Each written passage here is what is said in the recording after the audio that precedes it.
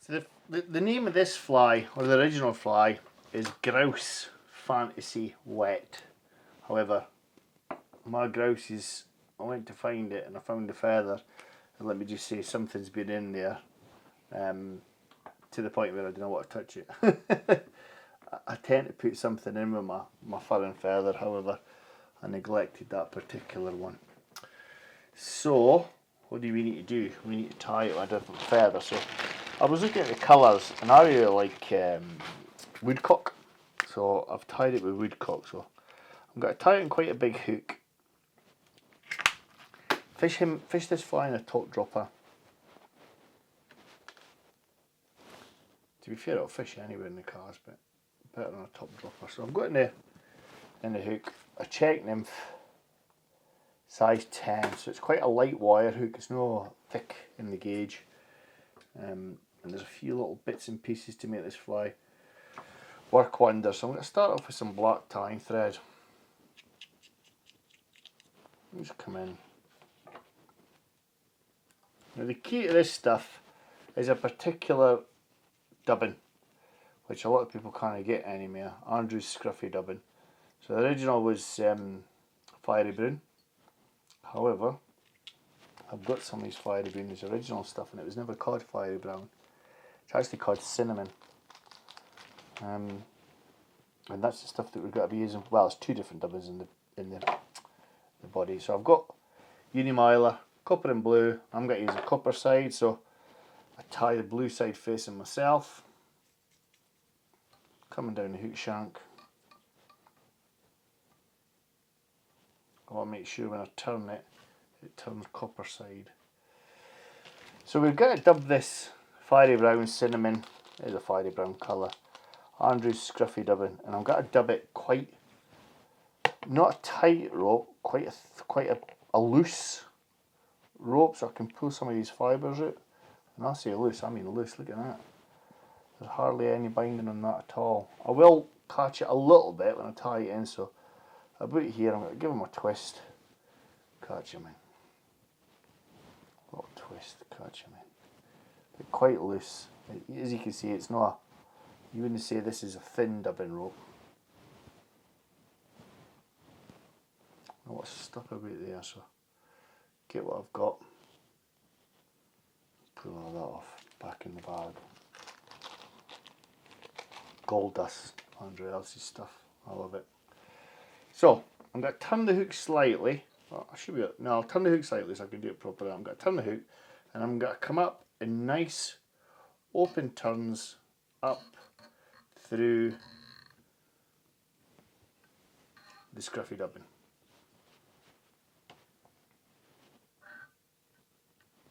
I'm going to come in with my Velcro dubbing brush. I've got a bit too much pink in there. Feel like that going through. And then just hack at it as much as you dare without pulling the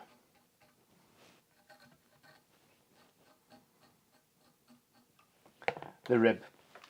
Then what I do, just a little final caveat, I take another little pinch, scrunch it over the hook shank, so I've got a ball of this stuff, catch it in my pinching loop, pull down. I'll give it 2 wraps of that, and then pull it back so it's all secure, and I get like a little tufted wing, so it's kind of cloaking it, as you can see. Next up, I've got some Davy Watton dark brown fur. This is SLF. I love the contrast colour on this stuff. And again, I want quite a bit of heft in here, so I'll dub it on. But what I'll do is I'll start where my hackle's going to go and come back.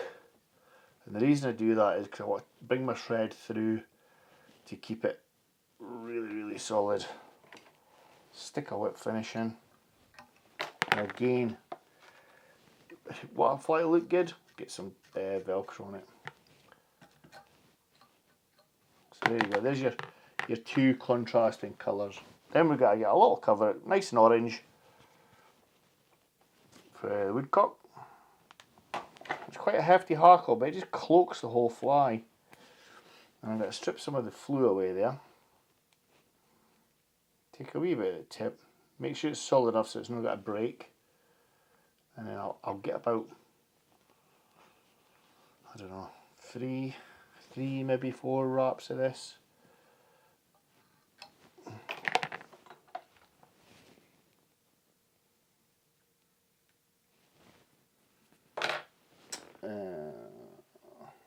What did I say? Literally all over the place. So, hackle pliers. Every turn in this, you want to sweep the fibres back. Woodcock, like a lot of game birds, the feather's quite soft, and the actual stem's quite thick. So, stroke your fibre back. 1 turn. 2. Don't let any fibres get trapped. 3. 1 more. Get 2 more actually. And then on my lift, take my fibre to 45 degrees, lock off. In with my scissors. So as I say, the stem's quite thick, so careful how you go. And then just tidy up. Nice thread wraps. They're quite waxy. Well, this particular woodcock's quite waxy, a lot of oil in it. So the feathers will want to sort of mulch in with each other. So what to do is just come in again with your Velcro, separate the fibres out. You can see yourself what a good fly that is, just looks the part. I'm going to come in, tiny little bit of varnish, and that's him. That's my, not grouse fancy wet, but woodcock, my woodcock fancy wet fly. And there you go, what a cracking fly. I'm sure it's got to work pretty much everywhere, but it's more for wild trout, trout and sea trout, working Irish locks as well. A great pattern, loads of movement. I really hope you enjoyed that, folks. If you did, please be kind enough to subscribe. Take care, bye bye.